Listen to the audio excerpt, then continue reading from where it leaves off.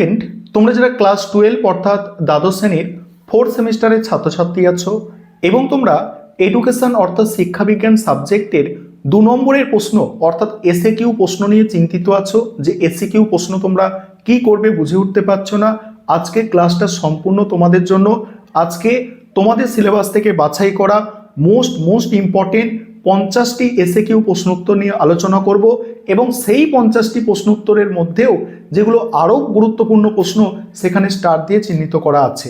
তাহলে আমি স্ক্রিন রেকর্ডের মাধ্যমে এই 50টি প্রশ্ন উত্তর আলোচনা করছি। এসএকিউ প্রশ্ন উত্তর তোমরা দেখে নাও এবং তোমাদের আমি শিক্ষাবিজ্ঞানের অলরেডি লাস্ট মিনিট সাজেশন দিয়ে দিয়েছি এবং তোমরা যারা সাজেশনটা এখনও দেখোনি অবশ্যই তোমরা চ্যানেলের প্লেলিস্টে গিয়ে বা সাজেশনটা একটু সার্চ করে দেখে নিতে পারো। চলো আজকে গুরুত্বপূর্ণ 50টি 2 নম্বরের প্রশ্ন উত্তর তোমরা দেখে নাও। এবারে তোমরা গুরুত্বপূর্ণ প্রশ্ন উত্তরগুলো দেখে নাও। প্রথমে তোমাদের গ্রুপ সি, তোমাদের জানো তোমাদের 4th সেমিস্টারের সিলেবাসটা শুরুই হচ্ছে গ্রুপ সি থেকে এবং প্রথম প্রশ্ন কি আছে দেখো, মোস্ট ইম্পর্টেন্ট প্রতিটা প্রশ্ন কিন্তু। প্রথম প্রশ্ন, শিখন বলতে কি বোঝো অর্থাৎ শিখন কাকে বলে। অ্যান্সারটা দেখো, খুব সহজে তোমাদের জন্য লেখা হয়েছে, অতীত অভিজ্ঞতা এবং প্রশিক্ষণের প্রভাবে আচরণের যে ইতিবাচক ও স্থায়ী পরিবর্তন ঘটে যা ব্যক্তিকে পরিবেশের সঙ্গে অভিযোজনে সাহায্য করে তাকে শিখন বলে। পরিণমন কাকে বলে বা পরিণমন কি, যে স্বাভাবিক জৈবিক প্রক্রিয়ায় কোনো বাহ্যিক উদ্দীপক বা প্রশিক্ষণ ছাড়াই প্রাণীর দৈহিক ও মানসিক বৃদ্ধি ঘটে এবং আচরণের পরিবর্তন হয় তাকে পরিণমন বলে। শিখন ও পরিণমনের মধ্যে একটি সম্পর্ক লেখো। শিখন ও পরিণমন উভয়ই আচরণের পরিবর্তন ঘটায়। শিখন পরিণমনের ওপর নির্ভরশীল অর্থাৎ শারীরিক ও মানসিক পরিণমন না ঘটলে শিখন সম্ভব নয়। তারপরে কি, মনোযোগের একটি বস্তুগত এবং একটি বাহ্যিক নির্ধারক। মনোযোগের বস্তুগত নির্ধারক হচ্ছে তীব্রতা বা আকার, আর বাহ্যিক নির্ধারক হচ্ছে আগ্রহ বা মেজাজ। তারপরে স্পিয়ারম্যানের দ্বি উপাদান তত্ত্বে জি এবং এস বলতে কি বোঝো। প্রতিটা প্রশ্ন আবারও বলছি মোস্ট ইম্পর্টেন্ট। জি হলো সাধারণ মানসিক ক্ষমতা যা সব কাজে প্রয়োজন হয়, আর এস হলো বিশেষ মানসিক ক্ষমতা যা নির্দিষ্ট কোনো কাজের জন্য প্রয়োজন হয়। নেক্সট হচ্ছে বুদ্ধি ও জ্ঞানের মধ্যে একটি পার্থক্য লেখো। বুদ্ধি হলো একটি সহজাত মানসিক ক্ষমতা বা সামর্থ্য, অন্যদিকে জ্ঞান হলো অর্জিত অভিজ্ঞতা বা তথ্যের ভাণ্ডার। নেক্সট প্রশ্ন, থর্নডাইকের শিখনের মূল সূত্র তিনটি কী কী। তিনটি সূত্র হচ্ছে প্রস্তুতির সূত্র, অনুশীলনের সূত্র আর হচ্ছে ফল লাভের সূত্র। পরের প্রশ্ন দেখো, থর্নডাইকের ফল লাভের সূত্রটি বিবৃত করো। কোনো কাজের ফলাফল যদি সুখকর বা তৃপ্তিদায়ক হয় তবে সেই কাজের সঙ্গে উদ্দীপকের সংযোগ দৃঢ় হয়, আর ফলাফল বিরক্তিকর হলে সংযোগ শিথিল হয়। পরের প্রশ্ন আছে, প্যাভলভের প্রাচীন অনুবর্তনে অপানুবর্তন কি। আবারও বলছি প্রতিটা প্রশ্ন মোস্ট ইম্পর্টেন্ট। দেখো, অনুবর্তিত উদ্দীপক মানে ঘন্টার পর যদি দীর্ঘ সময় স্বাভাবিক উদ্দীপক না দেওয়া হয় তবে অনুবর্তিত প্রক্রিয়াটি ক্রমশ বন্ধ হয়ে যায়, একে অপানুবর্তন বলে। পরের প্রশ্ন, স্কিনারের অপারেন্ট অনুবর্তন কি। যে শিখন প্রক্রিয়ায় আচরণের প্রকৃতি বা ফলাফল প্রাণীর পরবর্তী আচরণকে নিয়ন্ত্রণ করে এবং যেখানে প্রাণী সক্রিয় থাকে তাকে অপারেন্ট বা সক্রিয় অনুবর্তন বলে। মোস্ট ইম্পর্টেন্ট প্রশ্ন। তোমাদের কাছে একটা রিকোয়েস্ট থাকবে, চ্যানেল সাবস্ক্রাইব করবে না করবে সেটা তোমার ব্যক্তিগত ব্যাপার, তবে ভিডিওটাকে একটু শেয়ার করার চেষ্টা করো যাতে অন্য ছাত্রছাত্রীরা এটা দেখতে পায়, তাদেরও কিছুটা উপকারে আসে। কারণ এই প্রশ্ন থেকে, এখান থেকে যে প্রশ্ন আমি আলোচনা করছি এখান থেকে কমন আসবে এটুকু একদম নিশ্চিত। তারপরে গেস্টাল মতবাদের মূল কথা কি। গেস্টাল মতবাদের মূল কথা দেখো, গেস্টালবাদীদের মতে শিখন বিচ্ছিন্নভাবে হয় না, প্রাণীর সমগ্র পরিস্থিতিকে সামগ্রিকভাবে প্রত্যক্ষ করে এবং অন্তর্দৃষ্টির মাধ্যমে সমস্যার সমাধান করে। তারপরে অন্তর্দৃষ্টিমূলক শিখন কাকে বলে। অন্তর্দৃষ্টিমূলক শিখন কাকে বলে, যখন প্রাণী প্রচেষ্টা ও ভুলের পরিবর্তে সমস্যা সংকুল পরিস্থিতির সামগ্রিক রূপটি হঠাৎ করে বুঝতে পেরে সমস্যার সমাধান করে তখন তাকে অন্তর্দৃষ্টিমূলক শিখন বলে। মানসিক স্বাস্থ্য কাকে বলে। মানসিক স্বাস্থ্য হলো এমন এক ইতিবাচক অবস্থা যা ব্যক্তিকে মানসিক দ্বন্দ্বমুক্ত রাখে, পরিবেশের সঙ্গে মানিয়ে নিতে এবং নিজের সুপ্ত ক্ষমতার বিকাশে সাহায্য করে। তারপরে হু নির্দেশিত মানসিক স্বাস্থ্যের একটি বৈশিষ্ট্য। ব্যক্তি জীবনের সাধারণ বা স্বাভাবিক মানসিক চাপগুলোর মোকাবিলা করতে সক্ষম হবে এবং ফলপ্রসূভাবে কাজ করতে পারবে।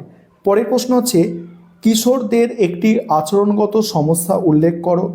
অ্যান্সার হচ্ছে আক্রমণাত্মক মনোভাব বা অসামাজিক আচরণ, যেমন মিথ্যা বলা, চুরি করা, নেশাগ্রস্ত হওয়া। কিশোরদের এইগুলো হচ্ছে আচরণগত সমস্যা। জীবনশৈলীর শিক্ষা অর্থাৎ লাইফ স্কিল এডুকেশন কেন প্রয়োজন? দৈনন্দিন জীবনের চ্যালেঞ্জের মোকাবিলা, সঠিক সিদ্ধান্ত গ্রহণ, আবেগ নিয়ন্ত্রণ এবং সুস্থ সামাজিক সম্পর্ক বজায় রাখার জন্য জীবনশৈলীর শিক্ষা অপরিহার্য। সহমর্মিতা ও সহানুভূতির পার্থক্য কি? সহানুভূতি হলো অন্যের দুঃখে দুঃখিত হওয়া, কিন্তু সহমর্মিতা হলো নিজেকে অন্যের জায়গায় বসিয়ে তার আবেগ ও অবস্থাকে গভীরভাবে অনুভব করা। পরের প্রশ্ন, মানসিক চাপ নিয়ন্ত্রণের দুটি কৌশল। এক নম্বর হচ্ছে নিয়মিত যোগ ব্যায়াম বা মেডিটেশন করা, আরেকটা হচ্ছে ইতিবাচক চিন্তাভাবনা করা এবং কাছের মানুষের সঙ্গে সমস্যা নিয়ে খোলাখুলি আলোচনা করা। শিখনে পেশনার ভূমিকা কি? শিখনে পেশনার ভূমিকা, পেশনা শিক্ষার্থীকে শিখনের প্রতি আগ্রহী করে তোলে, মনোযোগ ধরে রাখতে সাহায্য করে এবং লক্ষ্য পূরণ না হওয়া পর্যন্ত কর্মে লিপ্ত রাখে। তারপরে শিখনে আগ্রহের বৈশিষ্ট্য কি? শিখনে আগ্রহের বৈশিষ্ট্য, আগ্রহ হলো একটি অর্জিত মানসিক প্রবণতা। এটি কোনো কাজের প্রতি ভালো লাগা সৃষ্টি করে এবং সেই কাজটি করতে ব্যক্তিকে ভেতর থেকে তাগিদ দেয়। এবারে গ্রুপ ডি থেকে প্রশ্ন উত্তরগুলো দেখে নাও। এখানে গ্রুপ ডি 21 নম্বর প্রশ্ন থেকে শুরু হচ্ছে। দেখো, শিক্ষায় প্রযুক্তিবিজ্ঞান কি? মোস্ট ইম্পর্টেন্ট প্রশ্ন। শিক্ষা ও প্রশিক্ষণের মান উন্নয়নের জন্য বৈজ্ঞানিক জ্ঞান, নীতি এবং আধুনিক যন্ত্রপাতির সুসংগত প্রয়োগ কি হলো শিক্ষায় প্রযুক্তিবিজ্ঞান। শিক্ষায় প্রযুক্তির পরিধি সম্পর্কে একটি বাক্য লেখো। শিক্ষায় প্রযুক্তির পরিধি পাঠ্যক্রম রচনা থেকে শুরু করে শিক্ষাদান পদ্ধতি, মূল্যায়ন ব্যবস্থা এবং শিক্ষা প্রশাসন, এই সব ক্ষেত্রেই বিস্তৃত।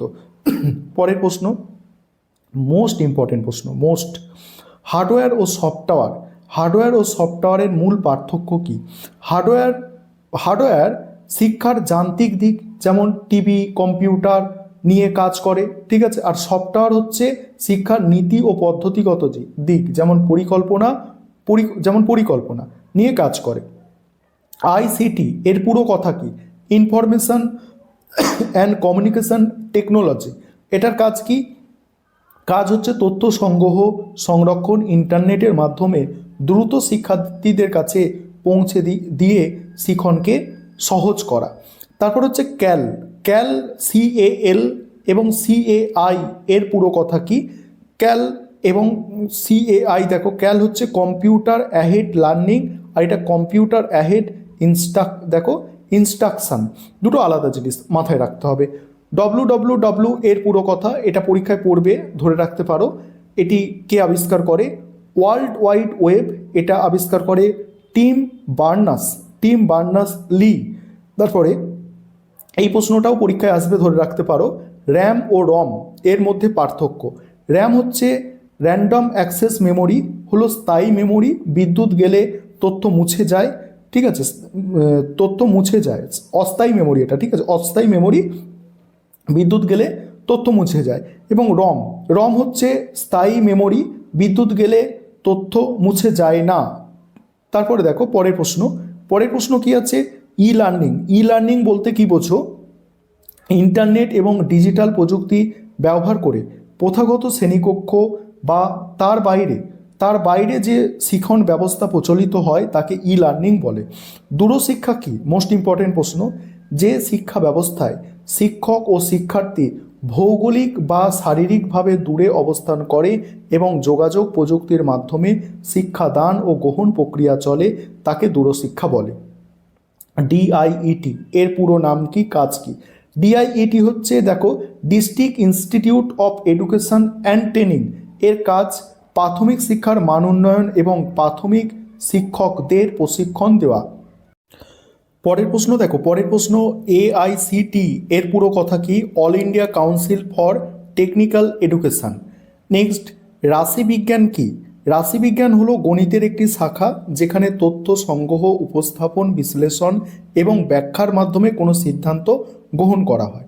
শিক্ষায় রাশিবিজ্ঞানের একটি উপযোগিতা বিশাল সংখ্যক শিক্ষার্থীর পরীক্ষার নম্বর বা তথ্যকে সংক্ষিপ্ত ও অর্থপূর্ণভাবে প্রকাশ করতে এবং তাদের অগ্রগতি তুলনা করতে রাশিবিজ্ঞান ব্যবহৃত হয়।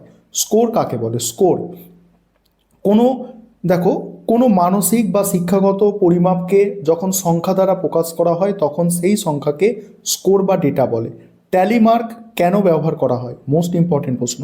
অবিন্যস্ত স্কোরগুলোকে সাজানোর সময় কোন স্কোরটি কতবার আছে তা সহজে গণনা করার জন্য ট্যালি মার্ক ব্যবহার করা হয়। এবার 14 ট্যালি মার্কটা লিখতে বলা হচ্ছে, এখানে 4টের পরে একটা করে কাটতে হবে, ঠিক আছে। এটা 10টা হলো এবং এই 4টে, ঠিক আছে। এটা হচ্ছে 14, 4টি মানে খাড়া দাগ এবং একটি আড়াআড়ি দাগ দিয়ে 5 বোঝানো হয়। এখানে পুরো সেটা লেখাও আছে, দেখতে পাচ্ছ তো? এইভাবে হচ্ছে 14 হচ্ছে। তারপরে প্রশ্ন, বিন্যস্ত স্কোরে শ্রেণীর ব্যবধান বলতে কি বুঝবে? রাশিবিজ্ঞানের বিস্তৃতি বেশি হলে স্কোরগুলোকে কয়েকটি ছোট ছোট ভাগে ভাগ করা হয়। এই প্রতিটি ভাগের ব্যাপ্তিকে শ্রেণীর ব্যবধান বলে। শ্রেণীর ব্যবধান, ঠিক আছে, বিন্যস্ত করে শ্রেণীর ব্যবধান, যেমন 10 থেকে 20 এইভাবে। গড় কাকে বলে? কোনো বন্টনের স্কোরগুলির সমষ্টির মোট পরিসংখ্যান দিয়ে ভাগ করলে যে মান পাওয়া যায় তাকে গড় বলে। এটি সবচেয়ে নির্ভরযোগ্য কেন্দ্রীয় প্রবণতা। মধ্যমান কাকে বলে বা মধ্যমা কাকে বলে? রাশিগুলিকে মানের ক্রম অনুসারে ছোট থেকে বড় সাজালে যে মানটি সঠিক মাঝখানে অবস্থান করে এবং রাশিমালাকে সমান দুটি ভাগে ভাগ করে তাকে মধ্যমান বলে। তারপরে ভূইষ্ঠক বা মোট নির্ণয়ের একটি সহজ সূত্র। ভূইষ্ঠক বা মোট নির্ণয়ের একটি সহজ সূত্র কি?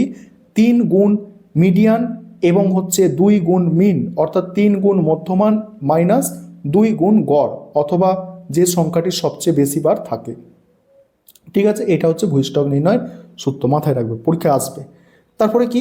বিস্তার বা প্রসার কি? বিস্তার বা প্রসার কোনো রাশিমালার সর্বোচ্চ স্কোর এবং সর্বনিম্ন স্কোরের পার্থক্যকে প্রসার বা রেঞ্জ বলা হয়। সূত্র এখানে করা আছে, দেখতে পাচ্ছ। কাল্পনিক গড়। কাল্পনিক গড় কি? রাশিবিজ্ঞানে গাণিতিক সুবিধার্থে বন্টনের মাঝখানে কোনো একটি স্কোরকে সম্ভাব্য গড় হিসাবে ধরে নেওয়া হয়, একে কাল্পনিক গড় বলে। তারপরে আদর্শ বিচ্যুতি এর সংজ্ঞা দাও। কোনো বন্টনে গড় মান থেকে সামান্য স্কোরগুলির বিচ্যুতির বর্গের গড়কে বর্গমূলকের আদর্শ বিচ্যুতি বা এসডি বলা হয়। এসব মোস্ট ইম্পর্টেন্ট প্রশ্ন। হিস্টোগ্রাম কি? এটি এক ধরনের স্তম্ভচিত্র বা লেখচিত্র যেখানে শ্রেণীর ব্যবধানকে অনুভূমিক অক্ষ এবং পরিসংখ্যান উল্লম্ব অক্ষে স্থাপন করে আয়তলেখ অঙ্কন করা। এইভাবে আয়তলেখ অঙ্কন করা, এইগুলোকে বলা হচ্ছে, ঠিক আছে। তারপরে পরিসংখ্যান বহুভুজ কি? যেটাকে পলিওগ্রাফি বলা হয়। হিস্টোগ্রামে আয়তক্ষেত্রগুলো শীর্ষ দেশে মধ্যবিন্দুগুলির যোগ করে যে বহুভুজ আকৃতির রেখাচিত্র পাওয়া যায় তাকে পরিসংখ্যান বহুভুজ বলে। দেখো এইভাবে পরিসংখ্যান বহুভুজ তৈরি করা হয়, ঠিক আছে।